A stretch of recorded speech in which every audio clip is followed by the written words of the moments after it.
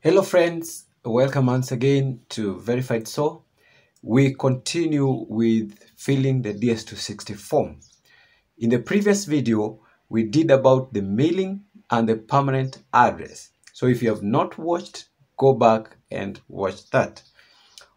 Today, we are dealing with the family information and specifically on filling the parents' detail. This has been a great concern to some of my friends and you will find it so useful. So let's begin. Coming on my screen, we have family information and it's on parents. So there are three things I want to handle here or to introduce before we fill this information. Now, information regarding parents. Number one, you might be having both parents or you might be having a single parent and you don't know of the other parent. Another instance is you might be having both parents and they are still living, they are alive. Or you might be having both parents but they are both dead. And then you might not be having the biological parents, but you might be having the adoptive parents. The other thing, you might not be knowing your parents at all. Maybe you are there, not adopted, and with no information regarding your parents. Maybe you are in an orphanage. So all those things, we are going to handle them here. So let's see. In here, you have to provide the information regarding your parents. If you are adopted, then you provide the information of your adoptive parents, not your biological parents. But if you have the biological parents, you use their information here. I hope that point is clear. So you put their surnames, that is of the father.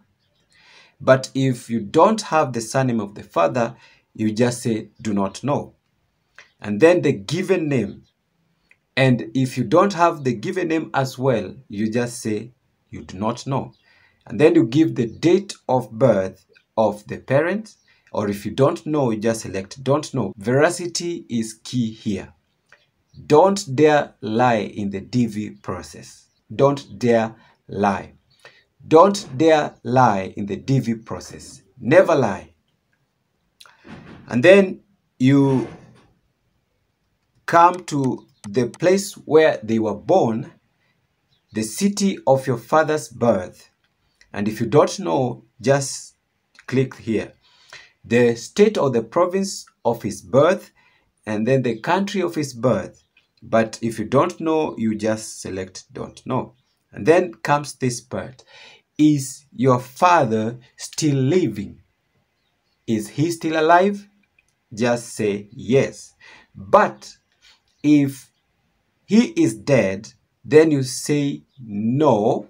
And when you click no, this box appears where you're supposed to fill the year of his death. Is that clear? Now let's go on the part of the mother. You as well put in your mother's information, the surname and the given name. And then if you don't know, you just say you don't know. The date she was born in, you place it here. If you don't know, just say don't know. The city where she was born, the province where she was born, or the state, the country where she was born. But all of them, if you don't have information, you just say you don't know. And then, is your mother still living? If she is alive, of course you say yes. But if she is dead and you say no, then this box appears where you're supposed to fill the year of her death. And then you click save to save the parents' information before you click next. That is the spouse section. Now, if you have the adoptive parent, I told you you use your adoptive parents' information on this part. Now, immediately after the parents' information, down here on the father's part, you have to fill the address of your father. If he is alive, you put where he is living at the present when you're filling the DS260 form. The first one, the street address. Remember what I told you about filling the address? You use the format of your country's address because the embassy there is aware of the system of the address.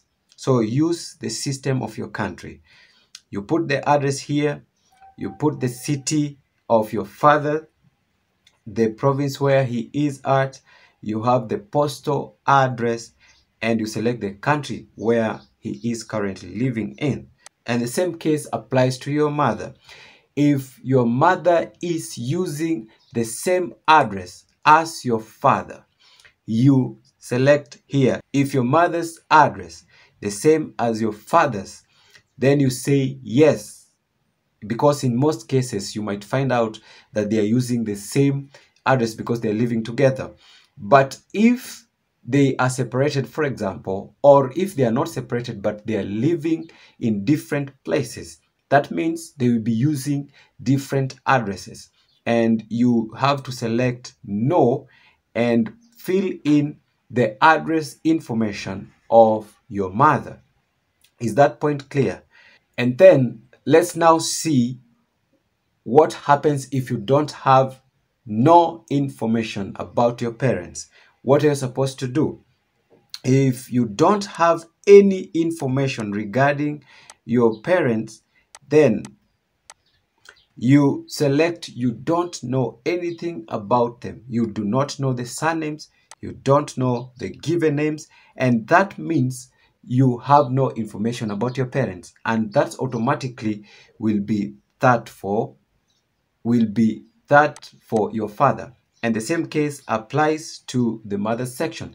If you don't have any information regarding your mother, then you just select you do not know and you do not know, and that will be it for that information about your mother.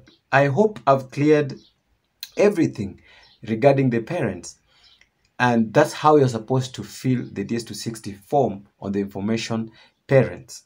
And then you click save, and you can opt out and come later to continue filling, or you can click on next, which is on the previous spouse. We shall see that in the next video. Thank you guys for watching this video. Please like if you have not, subscribe if you have not, share it out, and also support the channel. Let's meet in the next video.